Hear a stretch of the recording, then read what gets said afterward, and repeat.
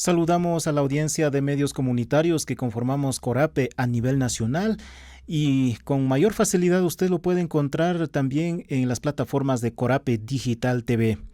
Ecuador mamayaqtapa mushuq pushaqta aqllashqa hipaman imata rurana mutsuri runa hunapa tandarikunamanta. ¿Cuáles son los desafíos del movimiento indígena del Ecuador frente al interés desde el Poder Ejecutivo o también existen intereses internos luego del proceso electoral que se desarrolló en el país, en este caso en los dos vueltas electorales? Es lo que vamos a dialogar en los siguientes minutos con nuestro invitado de hoy, Inti Cartuche Bacasela, un distinguido investigador. Bienvenido. Alishamushka Corape Anki Uyarikunama y Manaya Kapangi. Bueno, yo pechani machi Orlando, kai programa Kachuskamanta. Buenos días o buenas tardes, muchas gracias por la invitación. Encantado de conversar un poquito sobre el tema. Muchas gracias también por aceptar nuestra invitación. Antes, durante y después de dos procesos electorales que se cumplió en nuestro país, ha habido varias lecturas y posiciones políticas y organizativas, sobre todo sobre la participación electoral del movimiento indígena a través de su brazo político del movimiento Pachacuti. ¿Qué lecciones nos deja?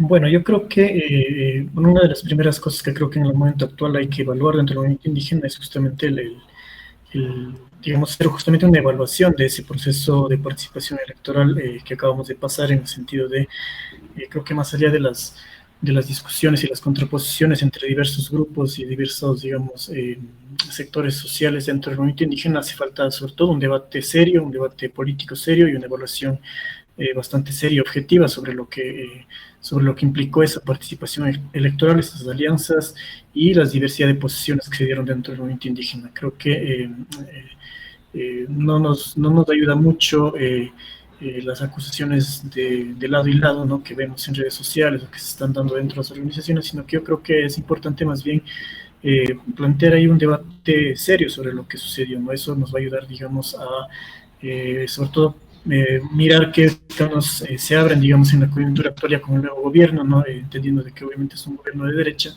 y qué necesidades organizativas y políticas y estratégicas necesitamos para enfrentar este gobierno. Efectivamente.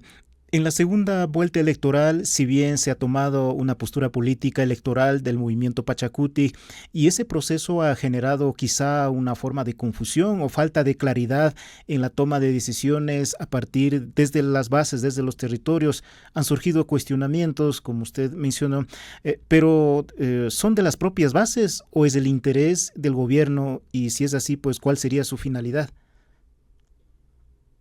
Yo creo que hay, digamos, ahí, en esos cuestionamientos, creo que hay diversos factores. Obviamente también hay un interés político desde el gobierno de justamente, si se quiere, pescar a río revuelto en esas confusiones que se han dado, confusiones políticas, me refiero, organizativas que se han dado en la segunda vuelta.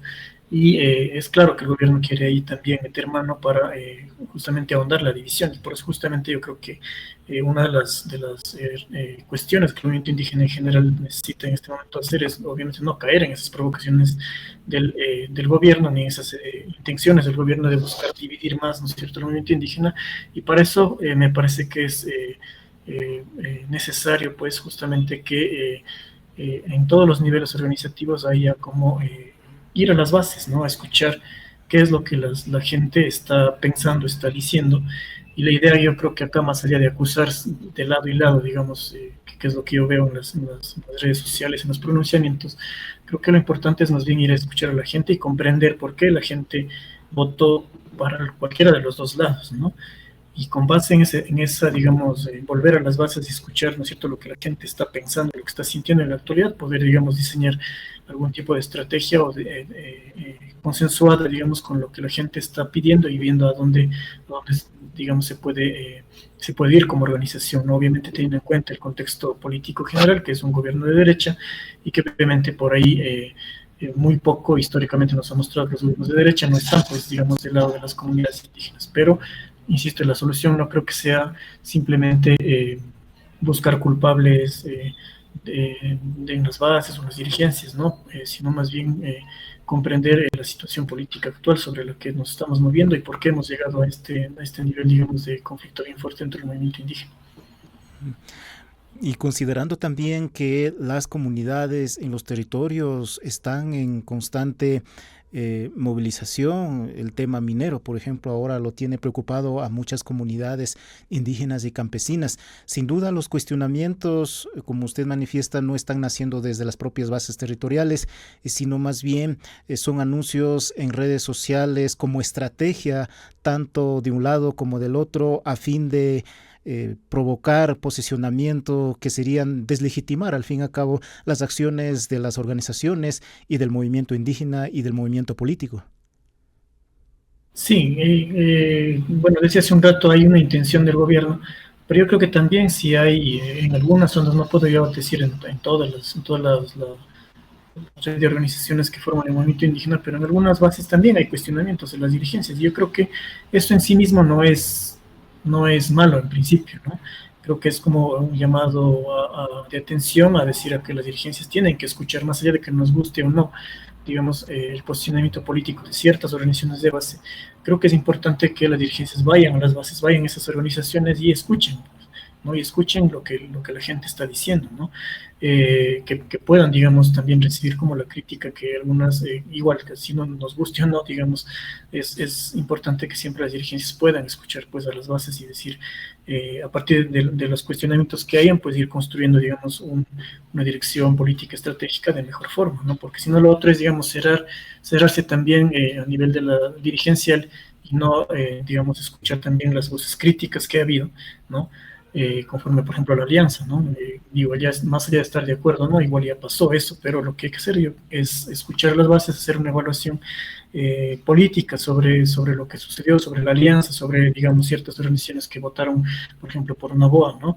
Y como digo, para mí el problema no es tanto ponernos en una posición de acusación, sino más bien de comprensión de por qué la gente, porque no solamente son las dirigencias las que han votado, por ejemplo, por Noboa, ¿no? Hay bases enteras que, según los datos que tenemos de los resultados de las elecciones, que votaron por la derecha. Entonces, yo no creo que el problema se solucione simplemente con acusar a ciertos dirigentes o acusar, no sé, a ciertas organizaciones, sino más bien yo creo que ahí nos toca como organizaciones comprender qué es lo que le está sucediendo a la gente, por qué la derecha puede hacer clic con estas comunidades de base, ¿no? Porque la gente está votando por la derecha, ¿no? Entonces, y a partir de ahí creo que esta información es súper importante para poder decidir, entonces, cómo vamos a enfrentar a eso desde las bases y desde, obviamente, todas las estructuras organizativas.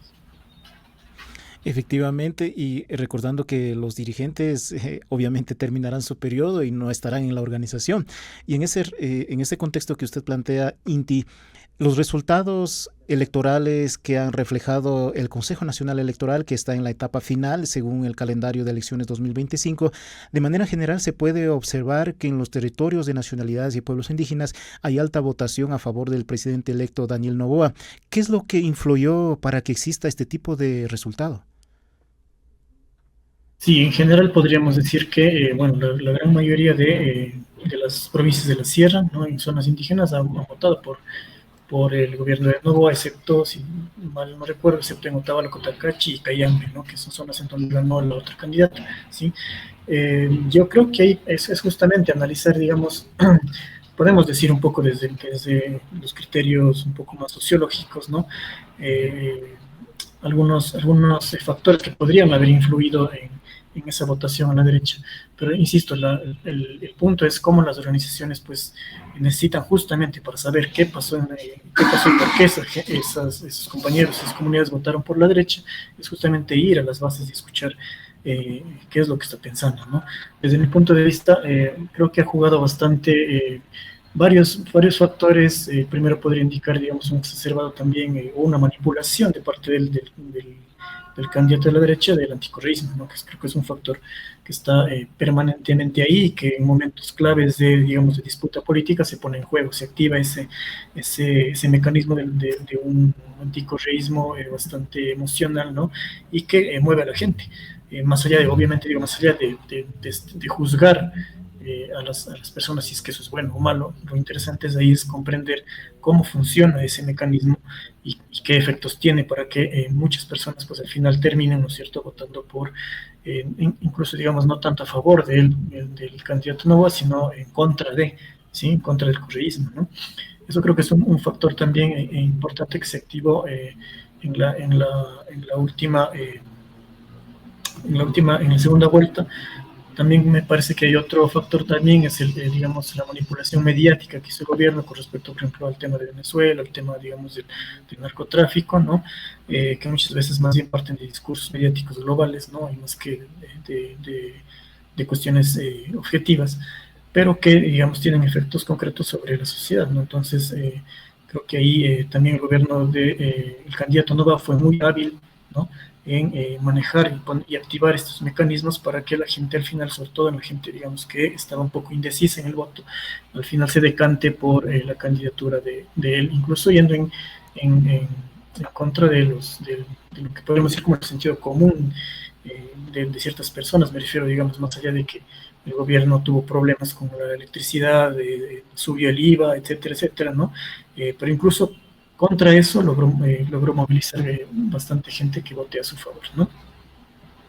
Sí, efectivamente, lo que ha generado también muchos relatos que justamente que opacaban, ¿no?, los problemas que está pasando el país. Sin duda, en medio de esta coyuntura está cerca la elección del nuevo Consejo de Gobierno de la CONAIE, que será en 2 o 3 meses más. ¿Qué desafíos tiene la organización, no solamente pensando solo en elegir a los nuevos dirigentes, sino más bien el tema de las políticas y las acciones que implementará el gobierno electo, que nada favorable será para los pueblos y nacionalidades indígenas del Ecuador? Yo creo que hay que partir justamente del análisis político actual. Tenemos un gobierno de derecha que obviamente va a venir con el tema de la Asamblea Constituyente. Eso implica también disminución de derechos, la mayoría de derechos, sobre todo con el tema de la consulta previa, ¿no?, para dar paso a la explotación minera, el tema de las privatizaciones de los sectores estratégicos, el tema de los derechos laborales y así un sinnúmero de derechos que no solamente van a afectar a los pueblos y nacionalidades, sino a la sociedad en general, ¿no? Ese es el contexto político en el que nos vamos a mover. Tomar en cuenta también me parece importante es que el gobierno de Nova obviamente tiene un gran apoyo social, tiene bastante legitimidad social con estos factores, digamos, de cómo ha jugado en el tema de la seguridad, por ejemplo, ¿no? Trayendo a un mercenario estadounidense, ¿no?, para que supuestamente solucione el problema. Pero el problema es que hay mucha gente, incluido de sectores de población indígena y población nacionales, que están a favor del gobierno de Novoa. Entonces, ese es el contexto en que se va a mover la CONAIE y el movimiento indígena en general. Y justamente por esa situación yo creo que uno de los desafíos más centrales que las nuevas dirigencias del movimiento indígena se deben plantear es justamente la unidad, ¿no? Y la unidad no se va a construir, yo creo, simplemente desde el discurso o desde, digamos, un discurso más bien de buenos y malos, sino más bien yo creo que la unidad se va a construir justamente yendo a las bases, regresando a las bases y escuchando a la gente, escuchando los problemas reales que tiene y comprendiendo también, digamos, el porqué de que algunas comunidades, algunas organizaciones de base votaron por Novoa, y ahí hace falta, digamos, un segundo punto que sería un largo proceso sostenido de volver como de formación política, organizativa, de reconstrucción del tejido social, porque la polarización entre el movimiento indígena está haciendo mucho daño. O sea, hay bandos ahorita en este momento, ¿no?, que a veces parecen ya irreconciliables, y creo que eso no, a la larga, en el momento político que vamos a tener 4 años, no nos va a ayudar mucho a enfrentar, digamos, a las políticas que el gobierno va a llevar. Entonces, insisto, ahí yo creo que el desafío central es cómo volver a unificar las organizaciones de base para de esa manera fortalecer la CONAIE y tener, digamos, una postura política y estratégica clara frente al gobierno. ¿Y crees también que es necesario controlar los ataques digitales, aunque va a ser imposible, pero dentro del propio movimiento indígena, para no dejarse llevar a su favor y que se vaya apropiando desde el gobierno en este caso?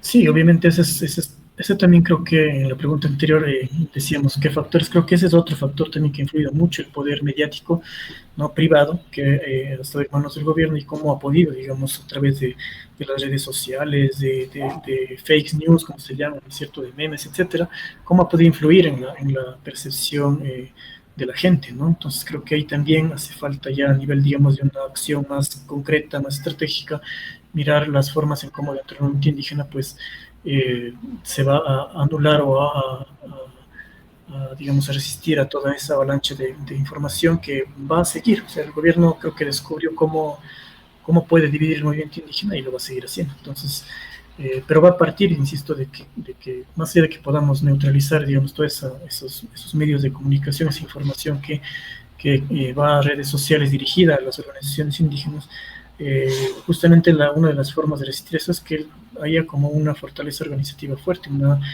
nueva reunificación del movimiento indígena con base en principios claros, en estrategias políticas claras y enlazadas totalmente a lo que la gente está sintiendo en las bases. Sí, una gran tarea y un peso bastante grande de cómo también juntar, reanimar sobre todo las fuerzas y el poder organizativo desde las comunidades, desde las yactas. Gracias por compartir estas reflexiones que sin duda vale comunicar a la audiencia de los medios comunitarios. Yupaychani mashi inti cartuchi korapian que uyarikunawan rimanakushkamanta shukta punjakunapi kaykunamanta yuyachishpa katingapa hayakushumi. Yupaychani.